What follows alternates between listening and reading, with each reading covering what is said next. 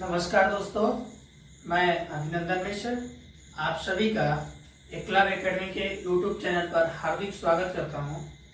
जैसा कि पिछली कक्षा हम लोगों ने कोडिंग डिकोडिंग का पार्ट 2 पढ़ा था, जिसमें हमने आपको 7 प्रकार बताया था कि 7 तरीके के प्रश्न पूछे जाते हैं। उन 7 में हम पहले का कुछ टॉपिक्स हैं उनको मैं बता रहा हूं,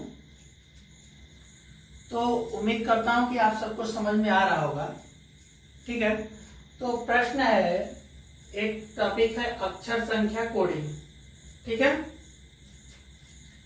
अक्षर संख्या कोडिंग।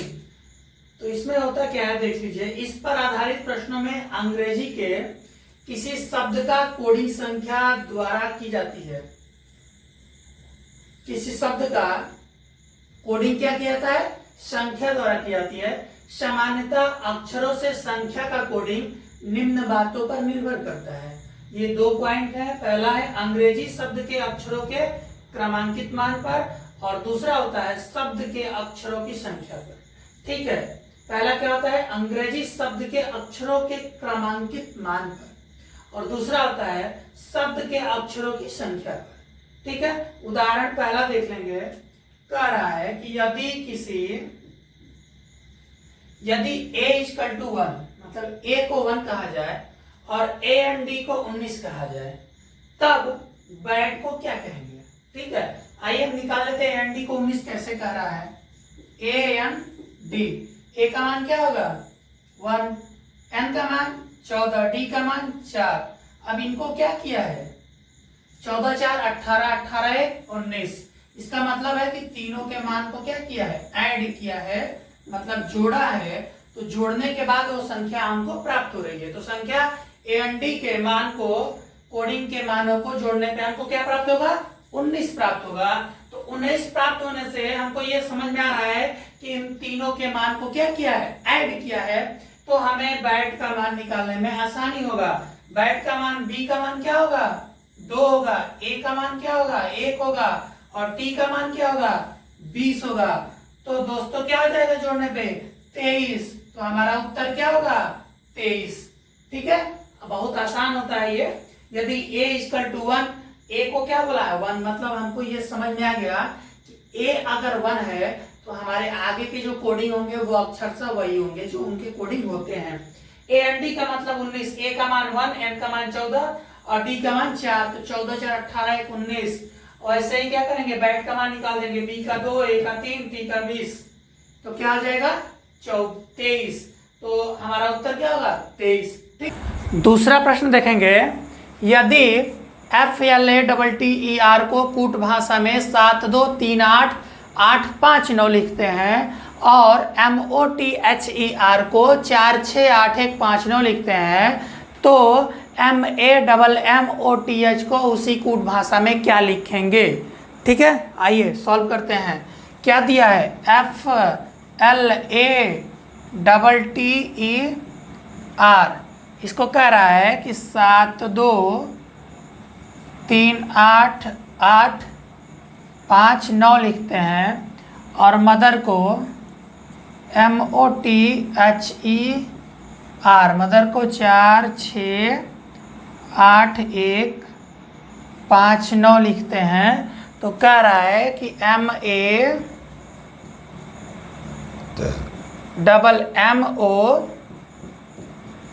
को क्या लिखेंगे? अब ध्यान देना, ऐसे प्रश्न इसी में सम्मिलित होते हैं। ठीक है, जैसे बोला है कि यदि FLATTER को कूट भाषा में 7 2 3 8 8 5 9 लिखते हैं, 7 2 3 8 8 5 9, मतलब कि F का मान क्या दिया है? 7 दिया है, L का 2 दिया है, A का 3 दिया है, T का 8 दिया है, T का 8 दिया, E का 5 दिया, R का 9 दिया है। सेंस ऑफ जो दिया रहेगा हम उसी को मानेंगे। ठीक है, MOTHER को दिया है, M को 4, O को 6 6, T को 8, H को 1, E को 5, R को 9। अब इन्हीं कोडिंग से इनका मान हम लिखेंगे। ठीक है, जैसे देख लो, M का मान क्या है? 4 है। A का मान क्या है? 3 है। M का मान क्या है? 4, M का मान 4, O का मान 6, T का मान 8 और H का मान है 1। तो उत्तर आपका क्या होगा? 4 3 4 4 6 8 1, यही आपका उत्तर है। ध्यान से एक बार समझ लीजिए, ये हमको इन अक्षरों का ये कोड दिया है, संख्या कोडिंग, ठीक है। इन्हीं को हम मानेंगे, चाहे f का मान 6 हो चाहे 8 हो, उससे हमको नहीं मतलब है। यहाँ पे हम ये देखेंगे कि ये मान माना क्या है। f को यहाँ क्या माना है, 7 माना है, t को 8 माना है, r को 9 माना है। ऐसे ही हमको 4, t को 8, h को 1, 1, e को 5, ऐसे ही। तो इनकी कोडिंग में से ही इस प्रश्न को उत्तर निकालना है, ठीक है। बहुत आसान होता है, तो अक्षर संख्या कोडिंग बहुत आसान होता है, ये सब लोग कर लेते हैं। बस ध्यान देने की ज़रूरत है कि पूछ क्या रहा है, कितना कोडिंग क्या क्या है, क्या सही है, ठीक है। एक टाइप का प्रश्न ये आता है कि यदि किसी सांकेतिक भाषा में 1 2 3 का अर्थ है कोल्ड वेदर हेयर, 3 5 6 का अर्थ है हॉट कोल्ड डे, 5 8 9 का अर्थ है डे एंड नाइट, और आपसे पूछा है कि हॉट शब्द का कूट क्या होगा। कूट बोलते हैं, जैसे ये हॉट है, इसका इन तीनों में से कौन सा मान होगा, ठीक। तो हम एक बार और प्रश्न को थोड़ा सा अच्छा समझेंगे। यदि किसी सांकेतिक भाषा में 1 2 3 का अर्थ कह रहा है कि कोल्ड वेदर हेयर है, 3 5 8 का अर्थ है हॉट कोल्ड डे है, 5 8 9 का अर्थ है डे एंड नाइट है। अब ध्यान देना, ये निश्चित नहीं है कि 1 का मान तुम्हारा कोल्ड ही है, नहीं। ये भी निश्चित नहीं है कि 3 का मान तुम्हारा हेयर ही है, नहीं। इन्हीं मानों को हमको पकड़ना है। तो करते क्या है, सबसे पहले ये देखते हैं कि इन तीनों में कॉमन कौन है। कॉमन देखेंगे तो यहाँ 1 है, इसमें किसी में 1 नहीं है, ये 2 है, इसमें भी 2 नहीं है, इसमें भी नहीं है, ये 3 है। तो 3 का मान हम देख लेंगे कि इन दोनों में कॉमन क्या है। तो इन दोनों में हमको कॉमन दिख रहा है कोल्ड, कोल्ड इसमें भी है और कोल्ड इसमें भी है। इसका मतलब ये हुआ कि 3 का मान क्या हो जाएगा, कोल्ड हो जाएगा। अब ध्यान देना, ये 2 है, 2 किसी में नहीं है, 3 का बात हो गया। अब हमको ये देखना है कि इन दोनों में कॉमन कौन है, तो 5 है, ठीक, 5 है। तो अब इन दोनों में कॉमन देख लेंगे तो क्या दिख रहा है, डे दिख रहा है। इसका मतलब ये हुआ कि 5 = क्या हो गया, डे हो गया। और हमसे पूछा क्या है कि हॉट शब्द का कूट क्या होगा। बचा क्या है हॉट शब्द के लिए, 6 बचा है। जो बचेगा मतलब 2 तो कॉमन निकल गया, 2 इधर भी कॉमन हो गया, 1 बच रहा है हॉट का। तो हॉट शब्द का उत्तर क्या हो जाएगा, 6, ठीक है। ये भी आसान है, बस समझने का है। अगर ये इसमें से कोई कॉमन होता तो उसको अलग कर देते हैं। 2-3 तरीके से प्रश्न ये आता है, जैसे जैसे प्रश्न आएगा हम आपको बताते रहेंगे, ठीक है। यदि किसी सांकेतिक भाषा में मंडे इज अ हॉलीडे को साड़ा पाना लिखा जाता है तथा दे इंजॉय अ हॉलीडे को डाना टाका लिखा जाता है, तो उसी सांकेतिक भाषा में मंडे को कैसे लिखा जाएगा, ठीक है। आइए देखते हैं।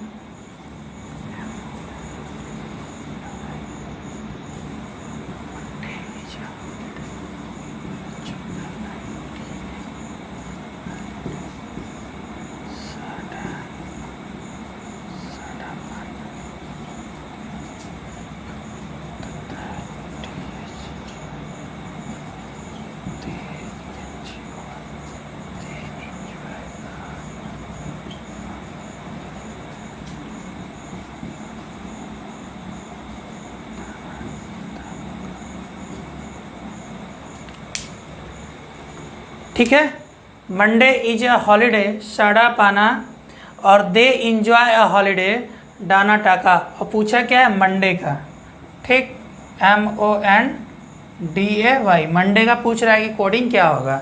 अब ध्यान देना, हम इसमें देखेंगे कौन कौन सा हमको कॉमन मिल रहा है, ठीक है। ए मिल रहा है, ए मिल रहा है, हॉलीडे मिल रहा है, हॉलीडे मिल रहा है, और क्या मिल रहा है, और कुछ नहीं मिल रहा है। तो ए का देखेंगे, एक ये मिल रहा है, एक ये मिल रहा है, और एक मिल रहा है ये और ये,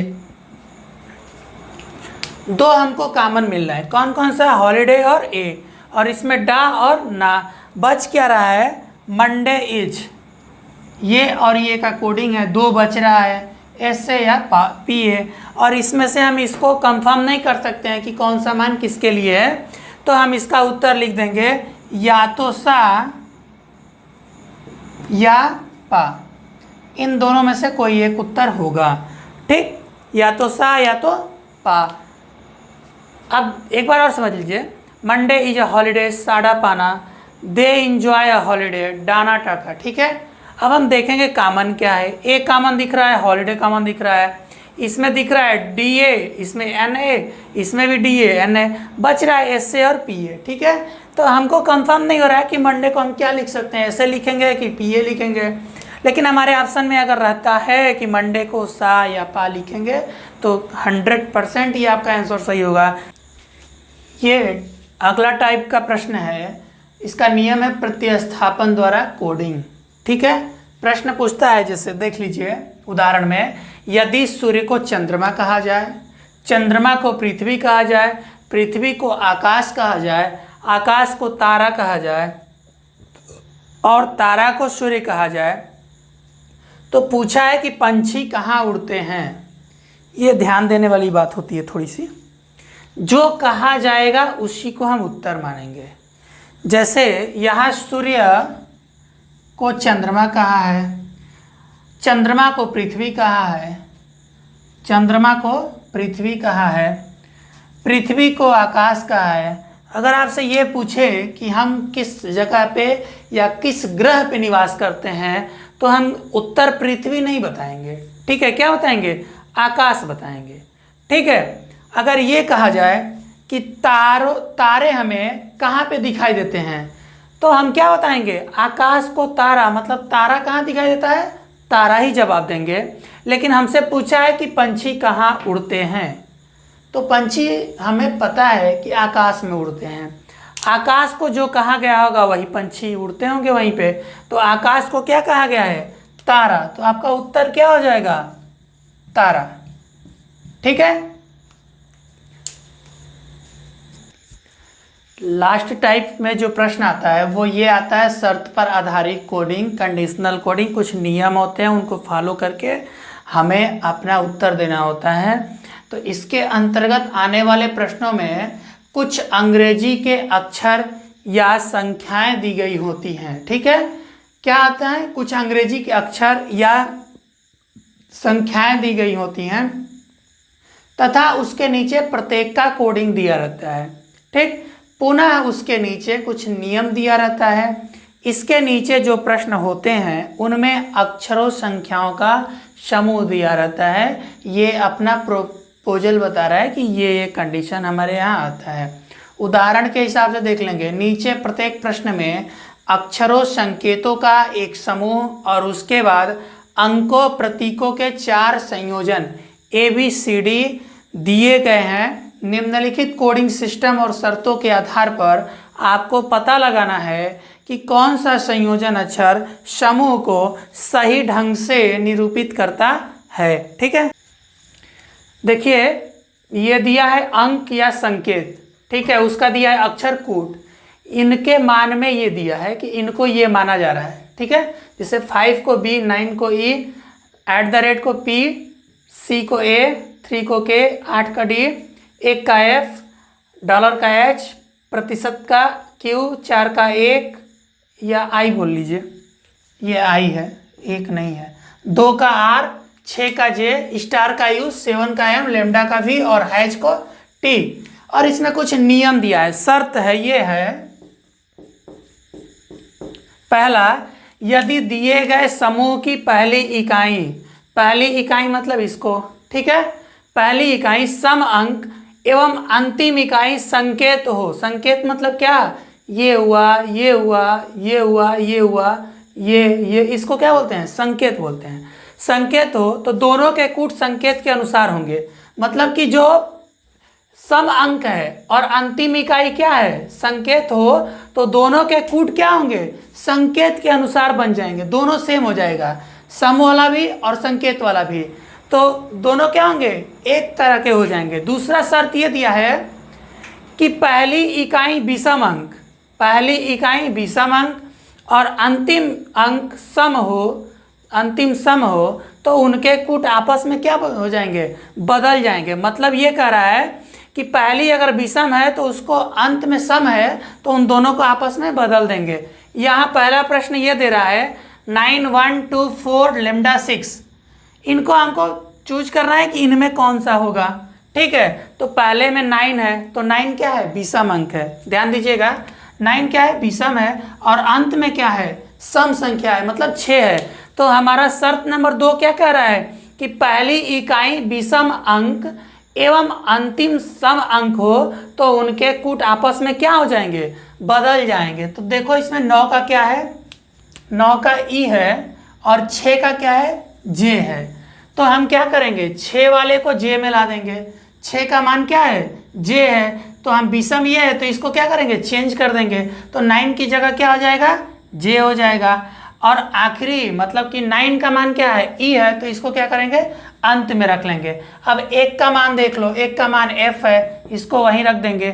2 का मान देख लो, 2 का मान आर है, लिख लेंगे। 4 का मान क्या है, आई है, लिख लेंगे।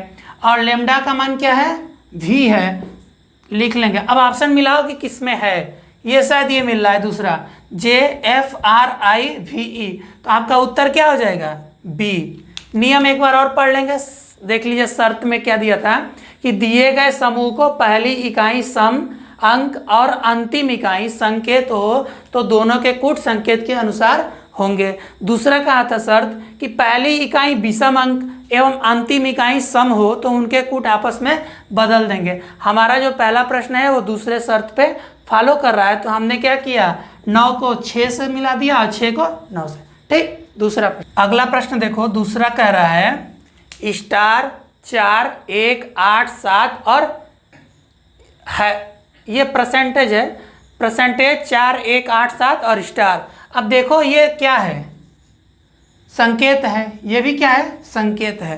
अब हम इनमें देखेंगे कि नियम इस पे कोई फॉलो कर रहा है क्या। तो पहली एवं अंतिम इकाई संकेत हो तो दोनों का कूट क्या होगा, x होगा। अब ये बताओ दोनों का कूट किस में दिख रहा है, x x, केवल c में, x और x। ठीक है, ऑप्शन से देख लेंगे और इनका मान हम मिला लेंगे, अगर मिल रहा है तो ठीक है, नहीं तो क्या हो जाएगा, नॉट हो जाएगा। तो 4 का मान क्या कर रहा है, i, तो बिल्कुल सही है। 1 का मान क्या कर रहा है, f, बिल्कुल सही है। 8 का मान क्या कर रहा है, d, तो बिल्कुल सही है। और 7 का मान क्या कर रहा है, m, इसका मतलब तुम्हारा ऑप्शन क्या हो जाएगा, c। ठीक, अगला प्रश्न देखो, कह रहा है 4 @ 3 1 2 लैम्डा, ये क्या है, सम अक्षर है और ये क्या है, संकेत है। तो क्या कह रहा है, पहली इकाई सम अंक और अंतिम इकाई संकेत हो तो दोनों के कूट संकेत के अनुसार होंगे। मतलब कि जो संकेत का कूट होगा वही क्या होगा, पहले का भी कूट होगा। ठीक, तो संकेत का कूट क्या है, लेमडा, लेमडा का क्या है, भी, तो दोनों में क्या हो जाएगा, भी। तो दोनों में भी कहाँ कहाँ दिख रहा है, एक तो यहाँ है, एक यहाँ है, बाकी किसी में नहीं है। इसका मतलब क्या हुआ, सभी ऑप्शन गलत हैं। अब इनको मिला लो, @ का p है, @ का p सही है। 3 का k भी दिख रहा है, 1 का दिख रहा है f, 1 का f भी दिख रहा है, और 2 का r दिख रहा है, 2 का r। इसका मतलब क्या है, पहला उत्तर बिल्कुल सही है। अगला प्रश्न है 3 8 7 है C9।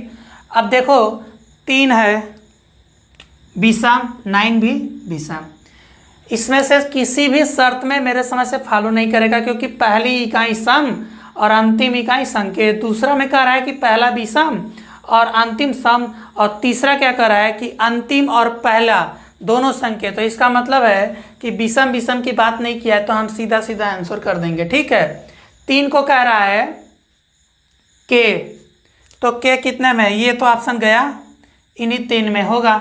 8 का मान कितना है, d, तो ये भी ऑप्शन गया, बचा क्या, 2 ऑप्शन। 7 का मान क्या है, 7 का मान m है, तो KDM मतलब ये दोनों अभी सही हैं। हैच का मान देख लो, हैच का मान है t, तो t भी सही है, t भी सही है, ये भी सही है। अब कह रहा है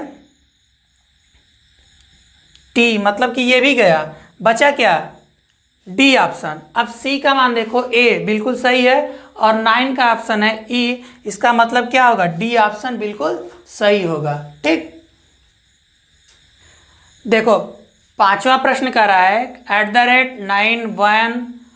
@9126।